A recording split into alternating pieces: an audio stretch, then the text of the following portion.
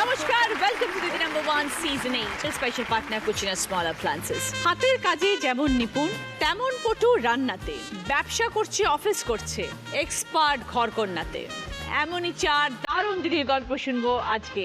দেরি না করে শুরু করে দেবো আমাদের আজকের পর্ব। সবাইকে ওয়েলকাম জানাচ্ছি, সবাই আসুন।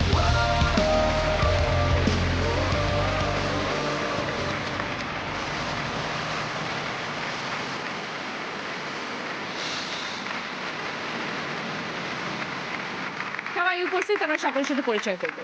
প্রথমে আছে ডক্টর সুমিতা চ্যাটার্জি। कहते हैं खुदा ने इसे जहां में सभी के लिए किसी ना किसी को है बनाया हर किसी के लिए तेरा मिलना है मुझसे रब का इशारा मानो मुझको बनाया तेरे जैसे ही किसी के लिए कुछ तो है तुझसे राबता कुछ तो है तुझसे राबता कैसे हमें जाने हमें क्या पता क्योंकि तू धड़कन मैं दिल क्या बात, তোমাকে ডেডিকেট করে এটা আমি গাইলাম। Thank you so much.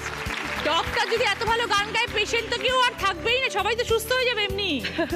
Basically আজকে যে আমি এখানে পুরোপুরি ইন্সপায়ার করেছো তুমি, মানে মা বাবা তো আছেনই, তুমি আমাকে পুরোপুরি ইন্সপায়ার করেছো। ইভেন তুমি শুধু আমাকেই না, বাংলার বলতে গেলে যত মহিলা আছেন, নারী আছেন, সবার ইন্সপিরেশন তুমি। থ্যাংক ইউ সুমিতা, আমরা গল্প করবো তোমার সাথে। ওকে, এরপর আছে পৌশালী খাঁ। নমস্কার দিদি, আমি কন্যগড় থেকে আসছি।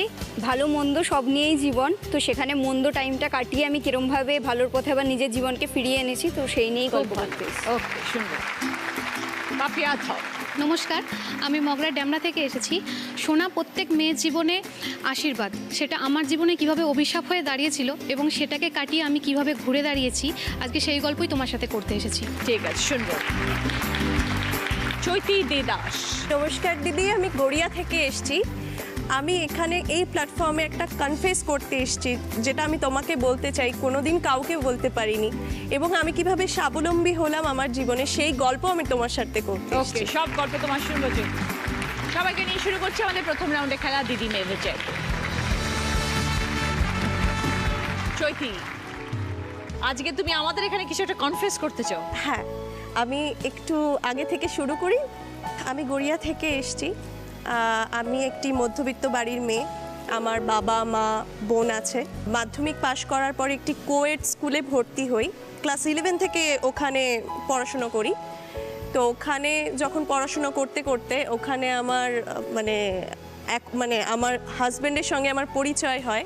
সেখান থেকে বন্ধুত্ব থেকে সেটা আস্তে আস্তে প্রেমের দিকে এগিয়ে যায়। আফটার 12, মানে যখন আমার 12 পাশ করে নিলাম, আমরা সাডেনলি আমার বিয়ের ডিসিশনটা নিই। এটা কীভাবে নিয়েছি সেটাও আসছি। হঠাৎ একদিন খুব ঝগড়া হয়, তো সেখান থেকেই রাগের বশবর্তী হয়ে আমি ওকে বলি যে তুমি যদি আজকে আমাকে এখনই বিয়ে করো তো করবে, না হয় তোমার সাথে আমি কোনো সম্পর্ক রাখবো না। সেখান থেকেই কালীঘাটে গিয়ে বিয়ে করি। তারপরে পরের দিনই আমার শ্বশুরবাড়ির লোকেরা খুবই ভালো। পরের দিনই আমরা সেখানে বাড়িতে গেলাম, আমার শ্বশুরবাড়িতে গিয়ে উঠলাম, সেখানে মেনে নিল। আমার হাজব্যান্ড যিনি, আমি ইন্টারকাস্ট ম্যারেজ করেছি, ও খ্রিস্টান, আমি হিন্দু। উনি বাঙালি খ্রিস্টান? বাঙালি খ্রিস্টান। ফ্যামিলির সাপোর্ট পেয়েছিলে? আমার বাড়ি খুব কনজারভেটিভ, এইটা মেনে নিত না। আর আমার বয়স তখন মাত্র 19।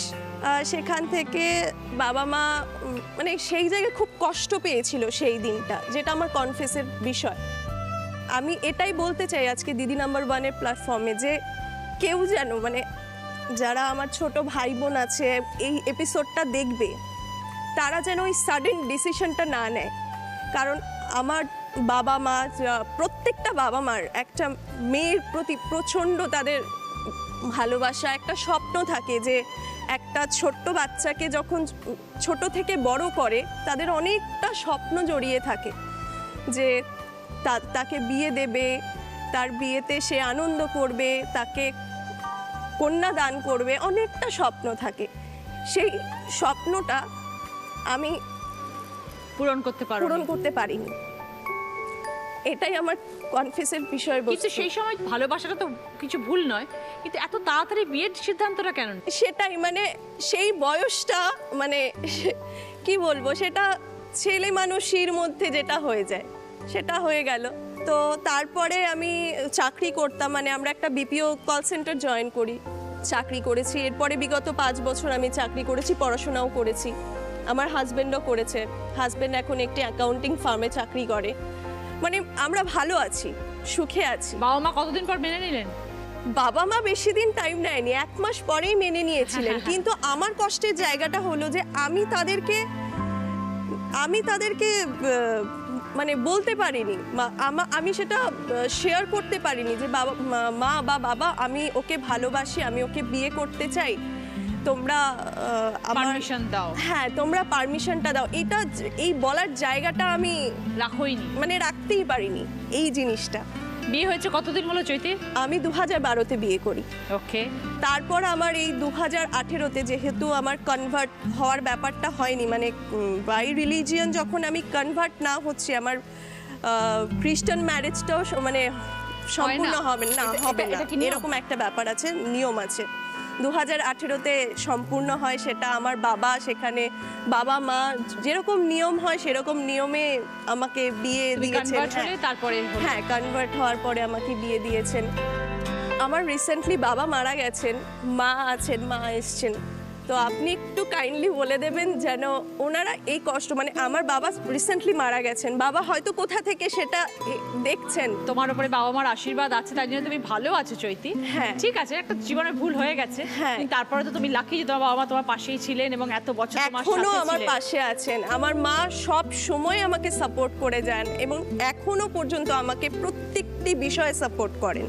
Very good. তো আপনি দিদি আমার মাকে একটু বলে দেবেন যেন উনি এই কষ্টটা ভুলে যান। না মাসিমা, এখন তো আপনি নিশ্চয়ই মেনে নিয়েছেন মেয়েকে, এবং তখন কম বয়সের ভুল বুঝতেই পারেন, এরকম তো সচরাচর হয়, বাচ্চা মেয়েরা এরকম ধরনের ভুল ডিসিশন নিয়ে নেয়। কিন্তু চৈতি ভালো আছে, এটা হচ্ছে সব থেকে আনন্দের কথা, আর আপনি ওকে দেখে ভালো আছেন। তো চৈতি একদম ভিন্ন ধরনের একটি কাস্টে গিয়ে তুমি বিয়ে করেছো, অ্যাডজাস্ট করতে অসুবিধা হয়নি? না, আমার কোনো রকম কোনো প্রবলেম হয়নি। তার মানে তুমি দুর্গাপূজো মানাও আবার? হ্যাঁ, আমি দুর্গাপূজো খুব ভালোভাবে এনজয় করি এবং ক্রিসমাসও খুব ধুমধাম ভাবে আমাদের বাড়িতে পালন করা হয়। ভালো কেক বানাতে পারো চৈতি? হ্যাঁ, কেক বানাতে পারি। ওকে, ভালো থেকো চৈতি, ভালো লাগলো তোমার সাথে পরিচয় হয়ে কথা আর বলে। দিদি আপনাকে আরেকটা কথা বলার, আপনি বিভিন্ন এপিসোডে আপনি যেভাবে ইন্সপিরেশন আমাদের দেন, এইভাবে আপনি সব সময় আমাদের সাপোর্ট দেবেন। Thank you so much. তোমরা পাশে আছো, আমিও তোমাদের পাশে আছি। এবার দেখবো সকলের জন্য কি খেলা আসছে। খেলাটা বুঝিয়ে দিই। দেখো, এখানে ময়ূরপঙ্খী একটা নৌকা আছে, এই নৌকার উপরে বসবে, হাত দিয়ে দিয়ে নৌকাটা এগোবে, 2 হাতে চাপ দেবে মেঝেতে, নৌকাটা এগিয়ে যাবে। এগিয়ে গিয়ে ওখানে দেখো 3টে বিস্কুট ঝোলানো আছে, ওই নৌকার উপরে বসে বসে 3টে বিস্কুট খেতে হবে। কে কত তাড়াতাড়ি শেষ করতে পারো। 3টে বিস্কুট খাওয়া হয়ে যাবে, দিয়ে ঠিক ওই রকম ভাবে যেরকম ভাবে যাচ্ছে ওইভাবে পিছন দিকে আসতে হবে, ব্যাকে। টোটালটা কে কত তাড়াতাড়ি করে, যে সবার আগে করবে সে 20 পয়েন্টস, আবার 15 পয়েন্টস, 10 পয়েন্টস, 5 পয়েন্টস। এসে যদি এবার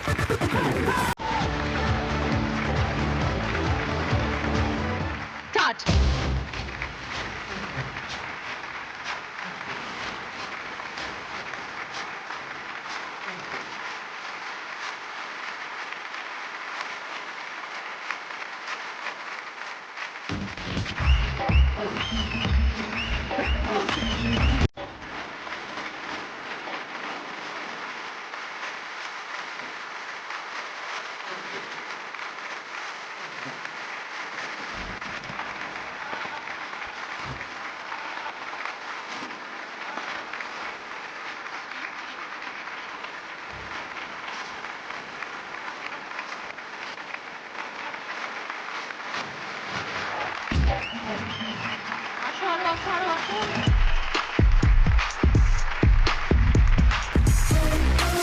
চৈতি খেলাটা শেষ করেছি 58 সেকেন্ড। বাংলা দিদির জন্য সব থেকে বড় খবর, অডিশন নয়, সরাসরি দিদি নাম্বার 1-এ খেলার সুযোগ। আর এই সুবর্ণ সুযোগ প্রতি পর্বে পাবে 50 জন করে দিদি নাম্বার 1 দেখুন, পর্ব চলাকালীন একটা সহজ প্রশ্নের উত্তর দিন, থাকবে 1 ঘন্টা ফাটাফাটি মজা আর প্রচুর গিফটস। ফিরে এলাম ব্রেকের পর, আপনারা দেখছেন Didi number 1 season 8 special partner Kutchina small appliances. Priya, তোমার সাথে একটা গল্প করবো। সোনা নিয়ে তোমার জীবনের গল্প, হ্যাঁ, কি হয়েছিল? বড় হয়ে ওঠা মামার বাড়িতে, আমি মামার বাড়িতে মানুষ হয়েছি, মামার বাড়ি ব্যারাকপুরে। পড়াশোনা চলছে, তার সাথে বাবার খুব ইচ্ছা ছিল যে আমাকে গান শেখাবে, সেজন্য গানটাও শিখেছিলাম। মামার বাড়িতে যখন বড় হচ্ছিলাম, পড়াশোনা গান বাজনা সব কিছুই চলছিল, এবং আমি পড়াশোনাতে খুব একটা খারাপ ছিলাম না, ভালোই ছিলাম, এবং গানটা নিয়েও খুব ভালোভাবে এগোচ্ছিলাম। মামা বাড়িতে কেন থাকতে, মা বাবার সাথে থাকতে না কেন? মা বাবার কাছে ভাই থাকতো, আর মামা বাড়িতে যেহেতু কেউ থাকতো না, দাদু দিদার মামা থাকতো, সেই জন্যই ছোটোবেলা থেকেই মামা বাড়িতেই থাকতো। আচ্ছা। যখন মামা বাড়িতে বড় হচ্ছিলাম, তারপরে মামার বিয়ে হলো এবং মামি এলো, এবং মামারও দুটো সন্তান একইভাবে বড় হয়ে উঠছে। তখন কোনো এক জায়গা থেকে যে সাংসারিক যে চাপটা চলে আসে, একসাথে 3 জনের পড়াশোনা, তো সেখান থেকে হয়তো বাবা মা বা মামা মামি সবাই মিলে ডিসিশন নিল যে ঠিক আছে এবার বিয়ের দিকে এগোনো যাক। তখন আমি মাধ্যমিক দিচ্ছি। পড়াশোনা বন্ধ হয়ে গেল? হ্যাঁ, পড়াশোনাটা তখন বন্ধ। তুমি কতটুকু? 17 বছর। তো তারপরে বিয়ে হলো। যখন বিয়েটা হলো আমার মামিরই পিসির ছেলের সাথে, আচ্ছা, ঠিক আছে, শ্বশুরবাড়ি মগরায়। তো আমার হাজব্যান্ড থাকতো কাজের জন্য অন্ধ্রপ্রদেশ, হাজব্যান্ডের ছিল সোনার দোকান। আচ্ছা। তারপরে বিয়ের পর অন্ধ্রপ্রদেশে গেলাম, সেখানে কাজ হচ্ছিল, সব কিছু ঠিকঠাকই চলছিল। আমরা 1 বছর পুজোর সময় বাড়িতে এসেছি, এবং সেই সময় যাদের যেমন দায়িত্ব দেওয়া থাকতো দোকানে, তো এরকম সোনার কাজ যখন ওরা নিয়ে যাচ্ছিল দোকানে, সেরকম সময় আমাদের সোনাটা চুরি হয়ে যায় ওদের হাত থেকে। তখন ওখানে গিয়ে আমাকে নিয়ে গিয়ে মানে আমরা কিছু খুঁজে পাচ্ছিলাম না, কি করে আমরা চলবো, কি হবে। মানে কারিগর যারা নিয়ে আসছিল দোকানে পুরোটা চুরি হয়ে গেছে? হ্যাঁ হ্যাঁ। তো তখন আবার ফিরে তো বললো তো এরকমভাবে হচ্ছে না, বাইরে তো সব কিছুটা মানে সব কিছুটাই আমাদের কিনে হচ্ছে, যেখানে যেটা জলটা হয়তো কিনে খেতে হয় না, সেখানে জলটাও আমাকে কিনে খেতে হচ্ছে। তো এরকমভাবে হচ্ছে না, তুমি এরকম সময় আমি প্রেগনেন্ট হল। হ্যাঁ, তো আমি বাড়িতে এলাম এখানে, কিন্তু ওখানেও হচ্ছিল না কোনো রকমভাবে, কিছু তো একটা পাঠাতে হয় ওখান থেকে এখানে। হ্যাঁ, বাচ্চাটা বড় হচ্ছে, সেইভাবে আমাদের চলছিল না। তখন ও বললো আমার তো এখানেও চলছে না, তাহলে আমি বাড়ি চলে যাই, কলকাতাতে চলে যাই। তখন এখানে চলে এলো। এখানে যখন চলে এলো, ও অনেক ছোটোবেলা থেকে চলে গেছিলো অন্ধ্রপ্রদেশ 8-এ পড়তে পড়তে। তো ওর এখানে এসে ওর ভারী কাজ করতে অসুবিধা হয়, পারছে না করতে, কি করবে। তখন আমরা মনে করলাম সবাই তো সাজগোজ করতে সবাই পছন্দ করে, হ্যাঁ, ছোট বাচ্চাটুকু মেয়েটুকুও সাজগোজ করতে পছন্দ করে, তাহলে আমরা এই বিজনেসটাই শুরু করি। এই যে আমরা যেগুলো পরে রয়েছি, ও সাজগোজের জুয়েলারি, লোন তুলে আমরা এই জিনিসটা শুরু করলাম। কলকাতা থেকে এসে মালগুলো নিয়ে যেতাম, নিয়ে গিয়ে ওখানে আমরা বিক্রি করতাম। ছেলেটাও বড় হয়েছিল, ছেলে স্কুলে পড়ছিল, ছেলের স্কুলে আমি ব্যাগে করে নিয়ে যেতাম জিনিসগুলো বিক্রি করার জন্য। কোনো দিন হয়তো ঠিক আছে 1000 টাকার মধ্যে বিক্রি হলো, আবার কোনো দিন দেখলাম ব্যাগের চেনটাও খুলতে হলো না, বাড়ি ফিরে এলাম। তো এইভাবে চলছিল। চলতে চলতে আমরা যে টাকাটার মাল তুলেছিলাম সেই টাকাটা বিক্রি হয়ে গেল, কিন্তু এইভাবে হবে না। ছেলে বড় হচ্ছে, ও স্কুলে ভর্তি হয়েছে, আরও টাকার প্রয়োজন, কিছু একটা করতে হবে। এরকম সময় শুনছি চিনসুরা মগরা ব্লকে মাধ্যমিক পাস মেয়েদের বা ছেলে মেয়ে যাদেরই হোক একটা ইন্টারভিউ হচ্ছে। কি কাজ আমি জানি না, কিন্তু মাধ্যমিক পাস। আমি গিয়ে দিয়ে দিলাম সেখানে ইন্টারভিউটা। তার 10 দিন পরে আমাকে বললো তোমার নাম এসেছে, তুমি সিলেক্টেড হয়েছো। ঠিক আছে, তারপরে গিয়ে দেখলাম যে কাজটা হচ্ছে social audit, village resource person হিসাবে আমাকে নেওয়া হলো। কাজটা কি? কাজটা হলো পঞ্চায়েত দপ্তরে জেলা থেকে অনেক কাজ পাঠানো হয়, যে কাজগুলো হচ্ছে জব কার্ডের কাজ থেকে, মানে 100 দিনের কাজ, তার সাথে যারা পেনশন পায় তাদের কাজ, এবং যে রাস্তাগুলো হচ্ছে বা যে ড্রেনগুলো খোঁড়া হচ্ছে, একদম টোটাল যে কাজটা আসছে সেই কাজটা ঠিকঠাক মতন হচ্ছে কিনা তার তদারকি করা, বা যে টাকাটা জেলা থেকে পাঠাচ্ছে সেই টাকাটা পঞ্চায়েত ঠিকঠাক মতন কাজে লাগাচ্ছে কিনা এটা চেক করা। এটা আমার কাজ।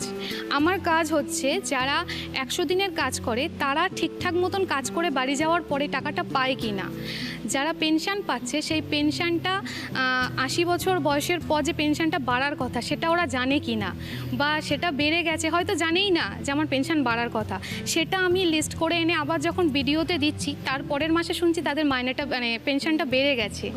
তো আমার কাজ এখন টোটাল এরকমই। আমি 15 জনের সুপারভাইজার, এখন আমার ব্লকে 150 জন কাজ করে, তাদের রোজের একটা করে এন্ট্রি হয়। আমার 15 দিন মানে আগে প্রথম যখন আমার জয়েনিং হয়েছিল তখন বছরে 15 দিন কাজ ছিল, সেখান থেকে আজকে আমি 3 বছর কাজ করছি, এবং এখন কাজটা মাসে 20 দিনের কাজ হয়, এবং এই কাজটা প্রত্যেক দিন আমাকে অনলাইনে এন্ট্রি করতে হয়। তো আমি দেখছি আমি একটা এন্ট্রির কাজ করছি, সেটা মানে আমি মাধ্যমিক পাস, তো হয়তো অনেকে জানে না, হয়তো আজকে এপিসোড দেখে অনেকে জানতে পারবে, কিন্তু আমার নিজের লজ্জা লাগছে কাজটা করতে, যে আমার থেকেও যারা অনেক শিক্ষিত তারা হয়তো আমার কাজ করছে, কিন্তু আমি তো মাধ্যমিক পাস, আর ছেলে ইংলিশ মিডিয়ামে পড়ে, আর ছেলেকে পড়াতেও আমার খুব অসুবিধা হচ্ছে যেহেতু আমি মাধ্যমিক পাস। সেই জন্য মনে হলো যে আমাকে আবার শুরু করতে হবে, আচ্ছা, আমাকে শুরু করতে হবে। আর কিভাবে শুরু করব, সেই জন্য আমি উত্তরপাড়ায় রবীন্দ্র ওপেন ইউনিভার্সিটি থেকে আবার এইচএস কমপ্লিট করার জন্য ভর্তি হয়েছি। বাহ, আর আমার যে বাবার যে স্বপ্নটা পূরণ করতে পারিনি, গান, সেটা আমার ছেলেকে শেখাচ্ছি। আমি ক্লাসিক্যালের ওপর দিয়ে 5th ইয়ার পর্যন্ত ফার্স্ট ডিভিশন নিয়ে পাশ করে গেছি। এখন ছেলে গান শিখছে? আমার ছেলেকে আমি এখন নিজে শেখাচ্ছি, এখনো পর্যন্ত মাস্টার দিইনি, নিজেই শেখাই। তার সাথে ওর সাথে আমারও রেওয়াজ হয়ে যায়, তার সাথে ছেলের পড়াশোনা, তার সাথে নিজেরও পড়াশোনা এবং নিজেরও কাজ। আচ্ছা, স্বামী কি করছেন এখন? এখনও মিউনিসিপ্যালিটিতে যে কাজগুলো হয় সেই কাজগুলোও করছে, এখানেই আছে। ওকে, কিন্তু এখন আগের থেকে অনেক ভালো আছে পাপিয়া নিশ্চয়ই? আগের থেকে অনেক ভালো আছে। Very good. এত দায়িত্বপূর্ণ একটা কাজের সাথে যুক্ত আছে পাপিয়া তুমি, ভেরি গুড, খুব ভালো থেকো।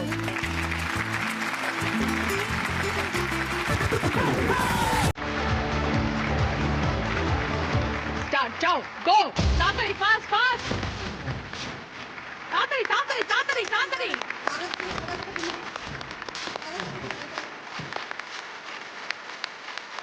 এগাও এগাও, আরো এগাও, একটু এগোতে হবে।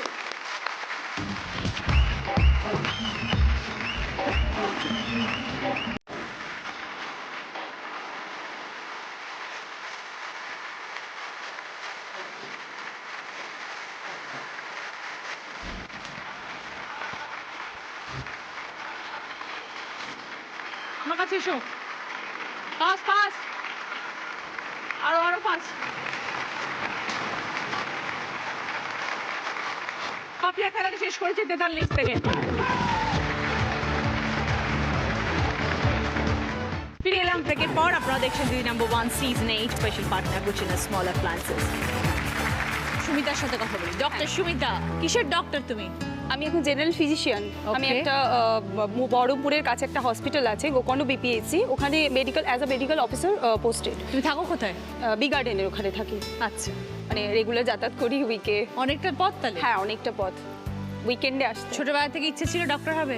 এক্স্যাক্টলি, ছোট থেকে ইচ্ছে ছিল, মানে একটা মানে স্বপ্ন ছিল যে ডাক্তারই হব। কেন পরিবারে বাবা মা কেউ ডক্টর? না না না, তুমি ফার্স্ট? আমি ফার্স্ট। ছোটবেলাটা কি ওইখানেই কেটেছে তোমার? কান্দিতেই আমার ছোটবেলা কেটেছে। কান্দি রাজা এমসি গার্লস হাই স্কুলে পড়াশোনা করেছি, তারপরে তো এখানে এনআরএসে জয়েন্টে চান্স পাওয়ার পর এনআরএস মেডিকেল কলেজ থেকে আমি এমবিবিএস পাস আউট করেছি। তো সুমিতা বলো, তোমার সম্বন্ধে কিছু জানতে চাই আমরা। বেসিক্যালি দেখো, আমি যখন এনআরএসে ছিলাম, এনআরএস একটা বিগ হসপিটাল, ওখানে মেডিসিনের সাপ্লাই বলো, যে কোনো মানে ইনফ্রাস্ট্রাকচার বলো, অনেকটাই উন্নত।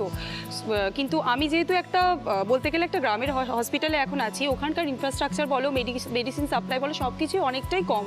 ঠিক আছে, সো এত কিছু আমাকে মেনটেন করতে হয় মেডিকেল অফিসার হিসেবে, ওষুধপত্র ইনভেন্ট করা বলো, হসপিটালটাকে নতুনভাবে সাজানো, পেশেন্ট দেখা, ঠিক আছে, তো এগুলো আমাকে করতে হয়। বিশাল একটা, হ্যাঁ, চ্যালেঞ্জের ব্যাপার। আর পরিবারে কে কে আছেন? পরিবারে আছেন আমার মা বাবা আছেন, হাজবেন্ড আছে, আমার একটা ছোট্ট বেবি আছে 3 বছর বয়স। ও আচ্ছা, তো তুমি বলো তুমি একজন মেডিকেল অফিসার, হ্যাঁ, তো চারিদিক সামলাও কি করে? অনেক কাজ হয়ে তো। যায়, এক্স্যাক্টলি হয়ে যায় গো, মানে অভ্যস্ত হয়ে গেছি। তারপর জার্নিও করতে হয় এতটা। ভীষণ জার্নি হচ্ছে, একটু ট্রাভেল করতে হচ্ছে, বেসিক্যালি বেবিটা যেহেতু থাকে এখানে। তো এখন তো চারদিকে বিভিন্ন ধরনের রোগ নিয়ে আলোচনা হ্যাঁ হচ্ছে, হ্যাঁ বিভিন্ন হ্যাঁ, ধরনের রোগ মেইনলি দেখা হচ্ছে যাচ্ছে। Corona virus. হ্যাঁ, তো তোমরা এই সময় পেশেন্টদেরকে কিভাবে বোঝাও? তারা নিশ্চয়ই অনেক কোয়ারিজ থাকে তোমাদের কাছে। দেখো, বেসিক্যালি গ্রামের দিকে কি প্রবলেম হয়, গ্রামের দিকে স্যানিটেশন প্রবলেম, ওদের হাইজিন প্রবলেম খুব মানে বেশি। তো ওদেরকে আমি এটাই বলি, যেহেতু করোনা ভাইরাস একটা ভাইরাল মানে ডিজিজ, সো ভাইরাল ডিজিজের তো সেভাবে কোনো অ্যান্টিবায়োটিক হয় না, ঠিক আছে, তো সিমটোমেটিক ট্রিটমেন্ট এটা করা হয়। তো prevention is better then cure, all we know. মানে অযথা প্যানিকড না হয়ে, মানে যেখানেই বাইরে কাজ করো বা যাও, ঠিক আছে, হাত পায়ে এসে যেন হাতটা অ্যাটলিস্ট 6 স্টেপস না থেকে করো, হচ্ছে আর কি। হাতটাকে ভালোভাবে ধুয়ে বাচ্চাকে টাচ করো, বা তুমি খাবার খাও। বাট বেসিক সিমটমস গুলো কি কি সুমিতা? বেসিক্যালি এটা ইনফেক্ট করে রেসপিরেটরি ট্র্যাক্টকে। আচ্ছা। ফিভার হয়, রানি নোজ থাকে, ঠিক আছে, একটু সোর থ্রোট টাইপেরও হয়, আর তোমার একটু শর্টনেস অফ ব্রেথও থাকে, মানে রেসপিরেটরি ডিস্ট্রেস যেটাকে আমরা বলি। সো এগুলো নিয়ে থাকে, আর ফিভারও থাকতে পারে। তো তুমি কি কি টিপস দিতে চাও সবাইকে এটার জন্য? কি কি করা উচিত সাধারণ মানুষের? আমি প্রথমে বলবো অযথা মানে যদি কারোর কোভিড-19 ভাইরাস যে আরটিপিসিআর পিসিআর আমরা করি, ওটা যদি পজিটিভ আসে, তোমরা মানে কেউ প্যানিকড হয়েও না, ঠিক আছে, ডাক্তারের কাছে যাও, কনসাল্ট করো, ব্যাপারটা কিওরও আস্তে আস্তে হবে। কারেক্ট। আর প্রিভেনশন, আর তাছাড়া তো এখন কোনো ভ্যাকসিনেশন সেরকম ভাবে আসে না। আসে না। বিয়ে কত বছর হলো হয়েছে? বিয়ে হয়েছে 4 বছর। ওকে, লাভ ম্যারেজ? Love marriage. তিনিও ডক্টর? ইজ অ্যান ইঞ্জিনিয়ার, মানে Okay. রিসার্চ স্কলার, এখন বিই কলেজে রিসার্চ করছে। ওকে, তো তোমার নিশ্চয়ই এনকারেজ করে ভীষণ? হ্যাঁ, ভীষণ এনকারেজ করে।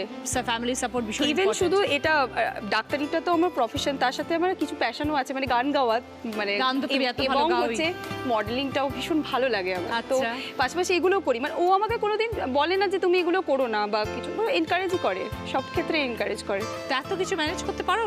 চলছে, অভ্যস্ত হয়ে গেছি, পুরো হ্যাবিচুয়েটেড হয়ে গেছি এটার সাথে। খুব ভালো থেকো সুবিধা, ভীষণ ভালো লাগলো কথা বলে, পরিচয় হয়ে। Thank you for your tips and advices. হ্যাঁ হ্যাঁ হ্যাঁ, থ্যাংক ইউ।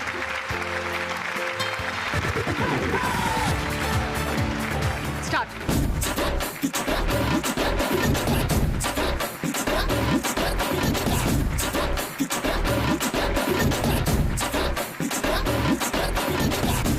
হ্যাঁ, লেগে আছে, লেগে আছে। পুরোটা শেষ করবে। সুতোগুলো বার করে নাও, সুতোটা টেনে নাও।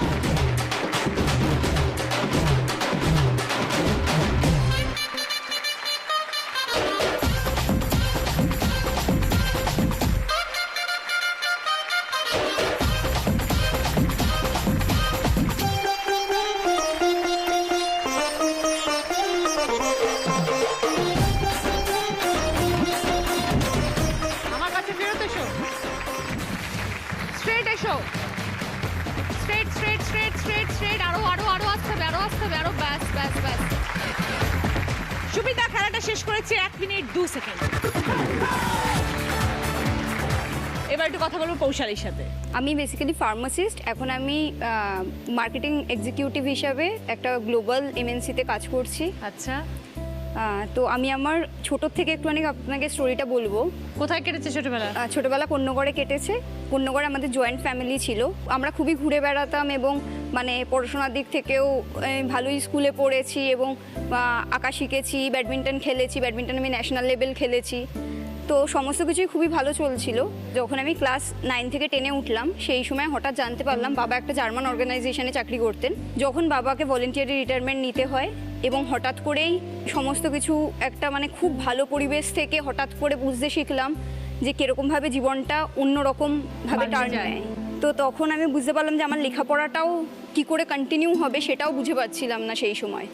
আর 10তে ভালোই রেজাল্ট হলো, তো তখন পিওর সায়েন্স নিয়ে 11-12 স্টার্ট করি, plus tuition fees all that maintain করা খুবই কষ্ট হয়ে যাচ্ছিল বাড়ির জন্য। তো আমি নিজে টিউশন করতাম এবং টিউশন পড়তাম। তো তারপর আফটার 12 আমি জয়েন্ট দিই। আমার পড়ার ইচ্ছা ছিল আর্ট রিলেটেড, যে বিশ্বভারতীতে আমি চান্সও পাই আর্ট নিয়ে পড়তে। তো তখন আমার ওটা পারসিউ না করে আমাকে ফার্মেসি নিয়ে বিফার্ম করতে হয়েছিল বেঙ্গল স্কুল অফ টেকনোলজি থেকে, কারণ দিদি আমি ওটার জন্য ব্যাংক লোন পেয়েছিলাম। তো এডুকেশন লোন নিয়ে আমি আমার কলেজ কন্টিনিউ করি। তারপর কলেজ ক্যাম্পাসিংয়েই এই অর্গানাইজেশনে চাকরি পাই এবং 5 ইয়ার্স ধরে আমি এই অর্গানাইজেশনে আছি এবং এখান থেকে আমি বিদেশ ট্যুরও করেছি 2-3 বার অলরেডি। অ্যান্ড বাবা মাকে গাড়ি কিনে দিয়েছি, অ্যান্ড বাবা মা খুবই আনন্দিত আছে এখন, এবং পুরোপুরি প্রিভিয়াস যে লাইফটা ছিল, মানে যেটা আমি মিস করতাম, সেটা পুরোপুরি ফিরে পেয়েছি। তোমার কি কি কাজ, কি কি দায়িত্ব? আমার এখন টোটাল 7টা ডিস্ট্রিবিউটর আছে, তো তাদের হ্যান্ডেল করা, তার সেলসম্যান থাকে তো তাদেরকে হ্যান্ডেল করা, এবং টাফ কাজ। হ্যাঁ, মার্কেটিংয়ে। তো এই কাজ করার জন্য তো প্রচুর জায়গায় ঘুরতে হয় পৌশালী। হ্যাঁ, এন্টায়ার হুগলি ডিস্ট্রিক্ট আমার আন্ডারে আছে। ইন্টেরিয়ারে যেতে হয় তোমাকে? হ্যাঁ, আরামবাগ, তারকেশ্বর, তো সেগুলো কিসে যাও? সেগুলো আমি বাইক কারই যাই। আচ্ছা, তো ওখানে আমাদের ডিস্ট্রিবিউটর আছে, সেখান থেকে ডিস্ট্রিবিউশন অল দ্যাট সবই করতে হয়। আমাদের OTC as well as nutrition product আছে। গুড। তো পরিবারে কে কে আছেন? পরিবারে মা বাবা, মানে আমি সিঙ্গেল চাইল্ড, বাট আমার জয়েন্ট ফ্যামিলি বলে কাকু কাকিমা ভাই বোন। মনের মানুষ খুঁজে পেয়েছো? হ্যাঁ মোটামুটি ঠিক হয়ে গেছে? হ্যাঁ, মোটামুটি ঠিক সে আছে। কবে বিয়ে? দেখা যাক নেক্সট ইয়ার। ভেরি গুড, খুব ভালো থেকো পৌশালী, খুব ভালো কাজ করছো, এই কাজে আরো উন্নতি করো, অনেক বড় হও। আমি একটা ছবি এনেছি আমার আঁকা, যেটা আপনাকে একটু প্রেজেন্ট করতে চাই। বাহ, তুমি এঁকেছো এটা? কি সুন্দর, নিয়ে এসো।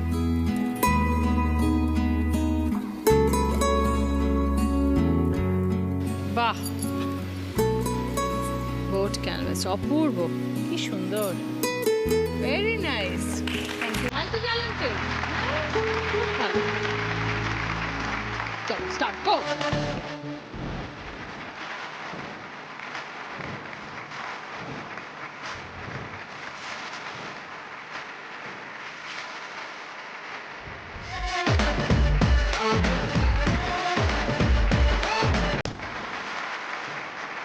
জুতোটা টেনে নাও।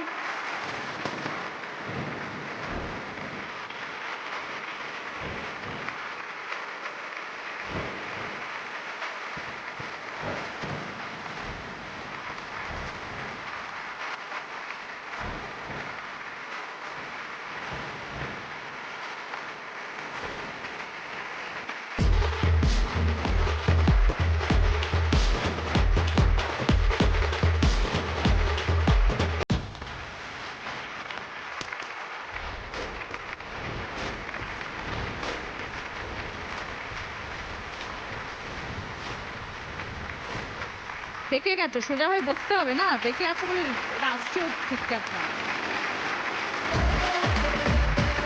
কৌশলী time 1 minute 32 second. First of the scoring of the first position আছে পাপিয়া 20 points, second position আছে চৈতি 15 points, third position আছে সুমিতা 10 points, fourth position আছে কৌশলী 5 points। পাপিয়ার পছন্দ 4-seater ডাইনিং টেবিল, চৈতির পছন্দ ওটিজি, সুমিতার পছন্দ কিচেন ক্যাবিনেট, কৌশলীর পছন্দ চন্দ্রাস চন্দ্রাবতী হেয়ার রুটের তরফ থেকে রকিং চেয়ার গিফট হ্যাম্পার। সকলের জন্য ভদ্রেশ্বর লাল বাবা রাইসের তরফ থেকে মিনি কেক চাল।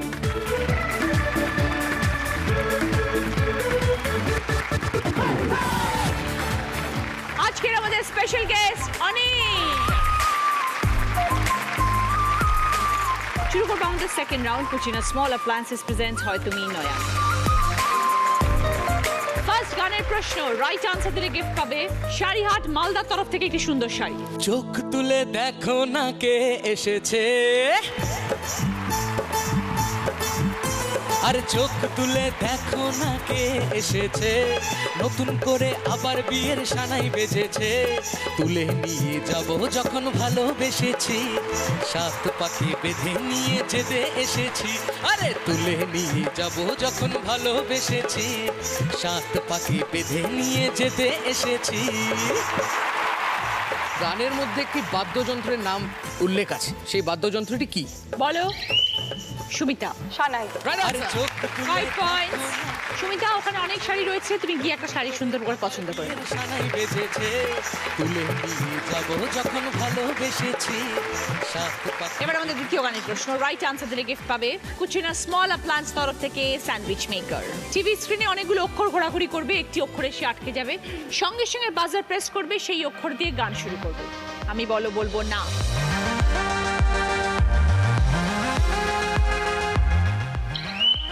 কৌশলী। रूप तेरा मस्ताना प्यार मेरा दीवाना।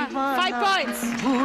সঙ্গে কুচিনা স্মল অ্যাপ্লায়েন্স তরফ থেকে স্যান্ডউইচ মেকার। একটা গান হয়ে যাক র দিয়ে। रुक जा ओ दिल दीवाने, पूछूं तो मैं जरा,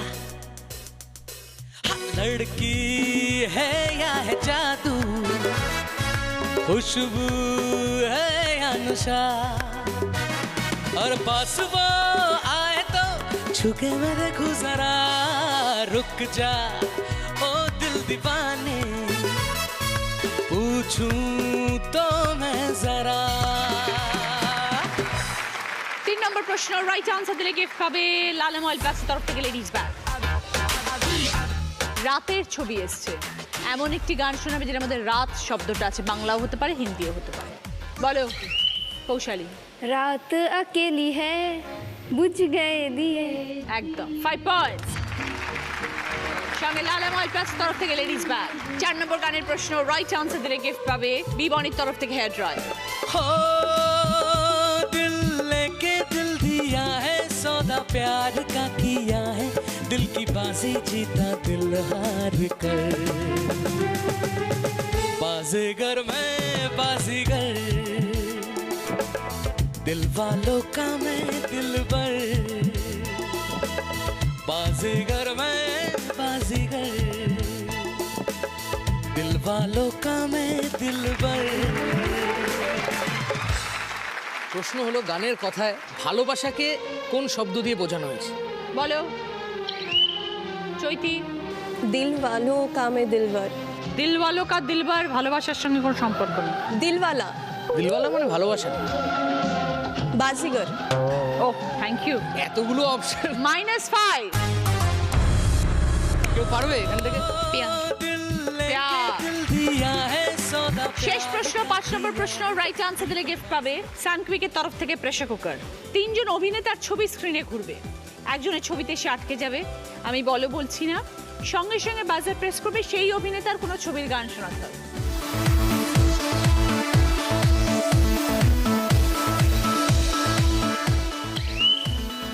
পাপিয়া।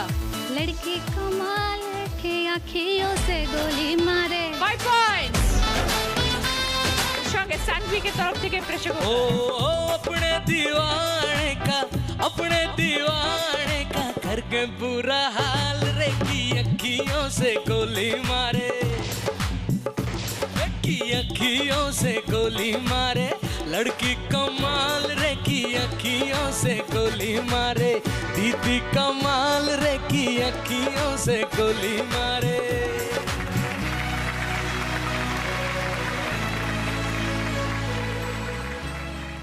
শুরু করবো আমাদের থার্ড রাউন্ড, কার দৌড় কত দূর। আজকে আমার মঞ্চে আসছে দুজন ভীষণ স্পেশাল মানুষ।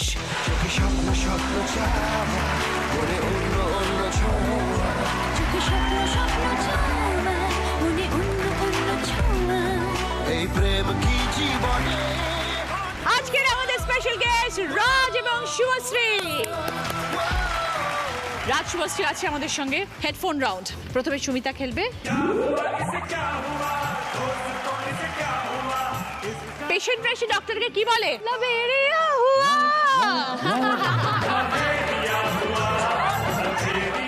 স্টার্ট শুভ। আলু কাবলি, আলু কাবলি। চাম চিকে, চামচিকে। সুন্দরী, সুরসুরি।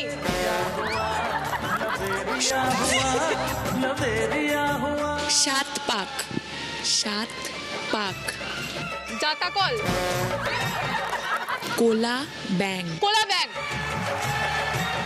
সুন্দরী, সুন্দর, চুলোচুলি।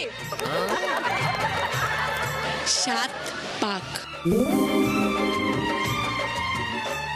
যে দুটো পারোনি বলে দে তো। সুন্দরী আর সাত পাক। 7 পাক, ওকে। 3টে পেরেছো, 6 পয়েন্ট।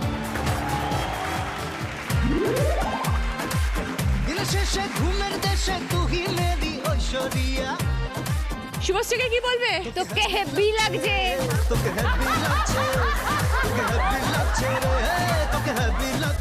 চলো রাজ স্টার্ট। ভাল্লুক, পাউরুটি, ভাল্লুক, বালুচড়ি, ভাল্লুক, ভাল্লুক, ভাল্লুক, ম্যানেজার, ম্যানেজার, পালিয়ে যাও, ম্যানেজার, বাড়ি যা, ন্যাড়া পোড়া, চারাপোনা, ন্যাড়া পোড়া, তাকাবো না, চিনি মিনি, চিনি মিনি, টিকলি, চিনি মিনি, চিকনি, বিক্রি, বাইরে, বিক্রি, যেগুলো পারোনি শোনো। ম্যানেজার, ন্যাড়া পোড়া, চিনি মিনি, বিক্রি, একটা পেরেছো, 2 পয়েন্ট। রাজ শুভশ্রী আজ এখানে এসেছি বিশেষ কারণে। আমরা আজকে এসেছি যে কারণে, সেটা হচ্ছে যে আমরা একটা সিনেমা বানিয়েছি। সিনেমাটার নাম ধর্মযুদ্ধ, সময় উপযোগী এবং সময়ের গল্প নিয়ে। মানে এই সময়ে দাঁড়িয়ে যেটা নিয়ে সব থেকে বেশি আমরা টেনশন করছি তার উপর সিনেমা। মানে এক কথায় বলতে পারি এটা একটা সিনেমা না, এটা একটা মেসেজ। এবং যারা অভিনয় করেছে, সাথীলেখা সেনগুপ্ত, ঋত্বিক চক্রবর্তী, শুভশ্রী, পার্নো মিত্র, সোহম চক্রবর্তী এবং আরো অনেকে, এক ঝাঁক সাংঘাতিক আর ভীষণ পাওয়ার প্যাকড অ্যাক্টিং ওরিয়েন্টেড একটা সিনেমা। এই সিনেমাটা সবাই যেন দেখে, এটাই আমাদের সবারই কাছে রিকোয়েস্ট। কারণ এখন যে সমাজে ধর্ম নিয়ে যুদ্ধ সারাক্ষণ হয়ে চলেছে, এটা সমস্ত মানুষের গল্প। প্রত্যেকে আমরা এখন বলতে চাই যে ধর্মের জন্য নয়, আমরা মানুষ হিসেবে বেঁচে থাকতে চাই। Brilliant message. Thank you Raj. Thank you. যদা যদা হি ধর্মস্য গ্লানির্ভবতি ভারত। তুই বাচ্চাটিকে আগে বাঁচা, মরলে তিনজনে একসাথে পড়বো। ধর্ম কি আমাকে পরিচয়? আমরা মানুষ, এইটা আমাকে পরিচয়। এটা আমার দেশ নয়। দিনকাল ভালো না, চলে যা। আজানের সময় এখন তুই শঙ্খ বাজালে কেন কাকি? এত বছর কারো অসুবিধা হইলো না, এখন তোমাদের চুলকাইছে হঠাৎ? আইন কিন্তু দু ধর্মের জন্য সমান, আর এটা একটা সেকুলার কান্ট্রি। শালা সেকুলারিজম মারাচ্ছে। আমি মসজিদে ফ্ল্যাগ লাগাতে পারুম। গাড়ি চড়া বন্ধ করে দে বড়। সামনে মিলা এক কাট দিয়া।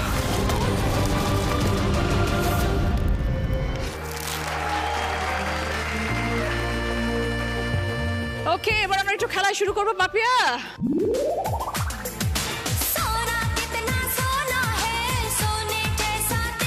বরের ব্যাপারে কি বলবে? সোনা কিতনা সোনা হে সোনে জैसा तेरा मन। একদম। চলো স্টার্ট। শ্যাকরা, সাইকেল, শ্যাকরা, অট্টহাসি, অষ্টহাসি, অট্টহাসি, অষ্টহাসি, কাঁচকলা, কাঁচকলা, হাবু ডুবু, হাবুডুবু, হাবু ডুবু, বালা, বালা, অট্টহাসি, শুভশ্রী, অট্টহাসি, যে তিনটে পারোনি, একটা হচ্ছে অট্টহাসি, বাকি শ্যাকরা, অট্টহাসি আর হাবুডুবু। দুটো পেরেছো, 4 পয়েন্টস। খুশি বিয়ের দিন বরকে কি বলেছিলে? ফাগুনি পূর্ণিমা রাতে চলো পলায় যাই।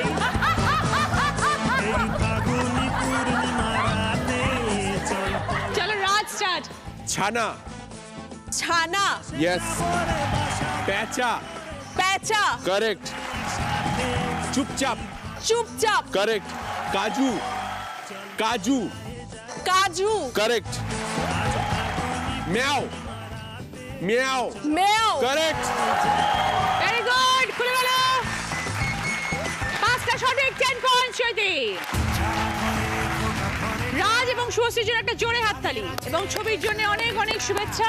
Thank you so much. Thank you, thank you.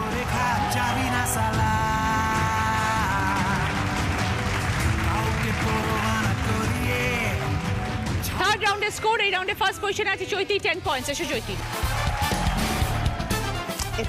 চৈতির জন্য ভদ্রেশ্বর লালবাবা রাইসের তরফ থেকে গ্রসারি আইটেম। সেকেন্ড পজিশনে আছে সুমিতা, 6 পয়েন্টস।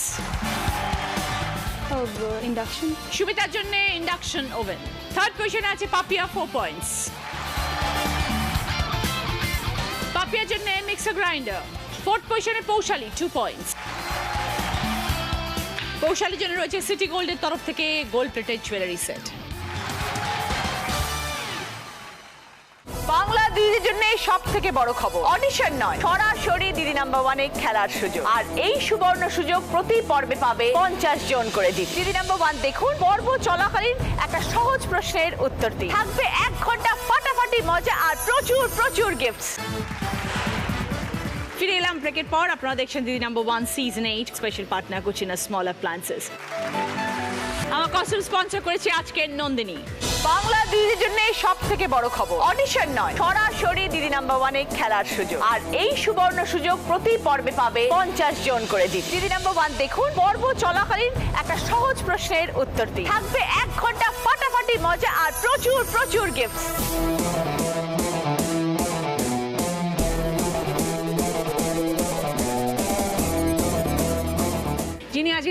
ওয়ান হবেন তিনি পেয়ে যাবেন মুখরোচক চানাচুরের তরফ থেকে গিফট হ্যাম্পার, সুরভি ম্যানশন গড়িয়া এবং গড়িয়াহাটের তরফ থেকে সোনার হার। শুরু করছি আমাদের শেষ রাউন্ড, বুদ্ধিতে বাজিমাত। প্রথম প্রশ্ন সঠিক উত্তর দিলে গিফট পাবে আদি ঢাকেশ্বরী কলেজ স্ট্রিটের তরফ থেকে একটি সুন্দর শাড়ি। ভেষজ, টমেটো, কোকিল, পরপর তিনটে শব্দ, একটা করে অক্ষর নিয়ে একটা নতুন শব্দ বানাবে।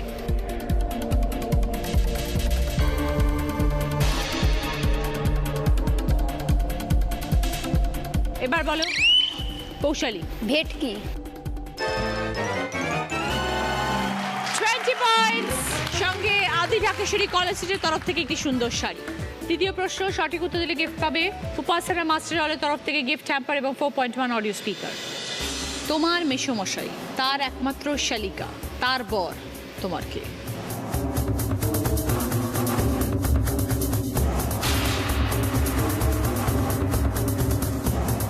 এবার বলো সুমিতা। আমার বাবা।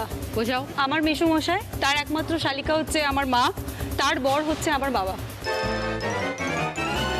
20 পয়েন্টস, সঙ্গে উপাসনা মাস্টার হলের তরফ থেকে 4.1 অডিও স্পিকার এবং গিফট হ্যাম্পার। 3 নম্বর প্রশ্ন রাইট আনসার দিলে গিফট পাবে ইলেকট্রিক তান্দুর। শত দলে আপনি যাকে খুঁজে ঠিক পান, শ্রী যোগে আছে জানি দেশের সম্মান।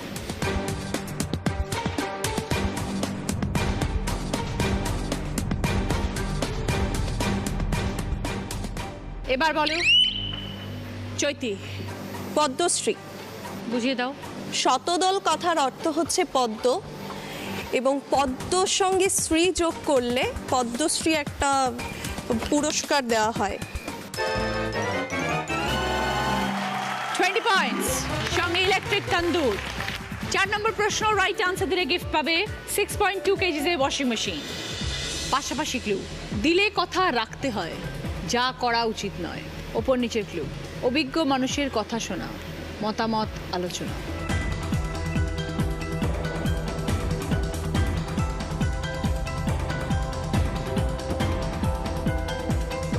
এবার বলো চৈতি। খেলাপ, পরামর্শ। দিলে কথা রাখতে হয়, যা করা উচিত নয়, খেলাপ। আর অভিজ্ঞ মানুষের কথা শোনা, মতামত আলোচনা, এটা হচ্ছে পরামর্শ। 20 পয়েন্টস, সঙ্গে 6.2 কেজিজের ওয়াশিং মেশিন। শেষ প্রশ্ন 5 নম্বর প্রশ্ন রাইট আনসার দিলে গিফট পাবে 190 লিটারের রেফ্রিজারেটর। 30 পয়েন্টসের আনসার শেষ প্রশ্ন, ভুল করলে -20। এই মুহূর্তে সুমিতা স্কোর 41, পৌশালী 37, চৈতি 60। 3 জনের মধ্যে আছে দিদি নাম্বার 1 হবার লড়াই। ছবিটা ক্লু, শূন্যস্থান পূরণ করো।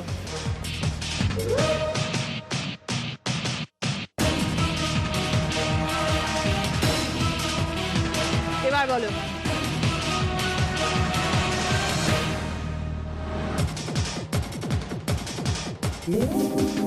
প্রথম সুযোগ চলে গেল, এবার দ্বিতীয় সুযোগে খেলবো। হর্ষও যোগ হয়েছে।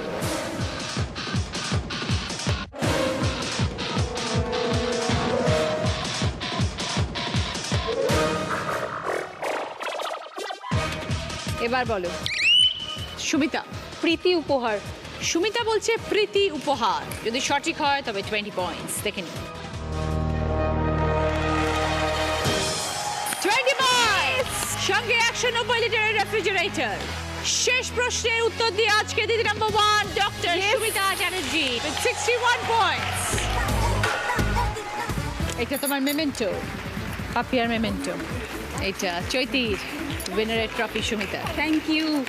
দিদি নাম্বার 1 এর ব্যাচ।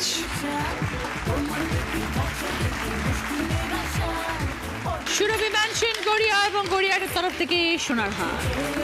মুখরোচক চানাচুরের তরফ থেকে গিফট হ্যাম্পার। আদি ঢাকেশ্বরী কলেজ স্ট্রিটের তরফ থেকে gift voucher. Ruby general hospital তরফ থেকে বিশেষ প্রায়োরিটি হেলথ কার্ড। ভালো থেকো। আপনার অথবা পরিবারের যে কোনো একজনের জন্য free annual health check up package. মি আমরের তরফ থেকে দিদি নাম্বার 1 কেক। মি আমরের তরফ থেকে সকলের জন্য গিফট হ্যাম্পার। চন্দ্রাবতী হেয়ারউটের তরফ থেকে সকলের জন্য গিফট হ্যাম্পার। বিদায় চাইছি আজকের মতন, দেখা হবে আগামীকাল। সবাই ভালো থাকুন, এরপরে দেখবেন আলো ছায়া।